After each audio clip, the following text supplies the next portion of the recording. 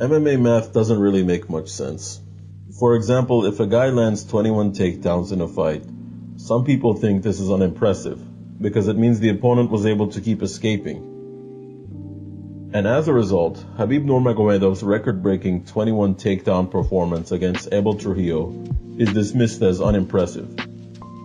Now, I didn't know crap about MMA back then, and I don't know crap about MMA now, but anyone who actually watched that fight intrinsically understands how one-sided it was in favor of Khabib. To be clear, I am disagreeing with a common argument. The argument that if a fighter is out-wrestling and out-grappling his opponent, he does not need to take him down so many times, because once the fight goes to the ground, he should be able to keep it there. But before even looking at the Khabib Trujillo fight in more detail, we can ask ourselves, does it make sense that someone capable of taking another man down 21 times would be incapable of keeping him down for any extended period of time?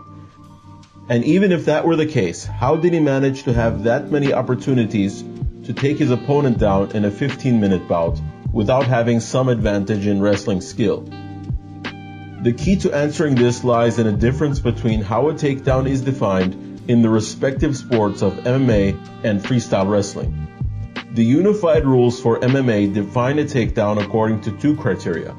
One, a fighter must take his opponent off his feet and to the canvas, and two, he must establish some form of offense by means of this takedown. In other words, he can't just lay and pray. Wrestling is a bit different, firstly because there is more emphasis on positioning as well as on how the throw was performed. But more relevant for our case is that from a wrestling perspective, most of Khabib's takedowns against Trujillo were not in fact takedowns. They were mat returns. When your opponent gets to his feet while you are still controlling him and you take him to the mat again, that's a mat return in wrestling. This is an important distinction because Khabib controlled Trujillo for almost the entire duration of their fight. For 3 minutes in round 1, 3 minutes 45 seconds in round 2, and 4.5 minutes in round 3. These are according to my own rough estimations, so they may be off from the official numbers by a little bit. Altogether, Khabib controlled Trujillo for over 11 minutes in a 15-minute fight. For 3/4 of the fight, in other words. Meaning for 3/4 of the fight, Trujillo was rendered immobile and incapable of doing much of anything other than try to stand up.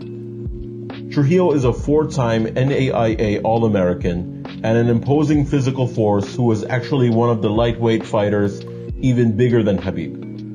That did not stop him from getting outclassed in his own area of strength. As Nurmagomedov's throwing him, Abel's throwing his arms up in the air like, well, come on, man. So in MMA terms, Khabib recorded 21 takedowns. But in wrestling terms, he only had 5 takedowns and what looks like 26 mat returns. Rounds 1 and 3 ended with Khabib controlling Abel on the mat. Round 2 with Khabib controlling Abel up against the cage.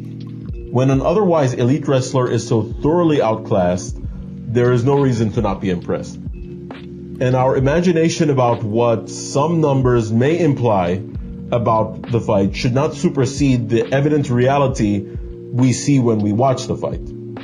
So it goes without saying that I do not think Kevin Lee would have much of a chance against the Eagle.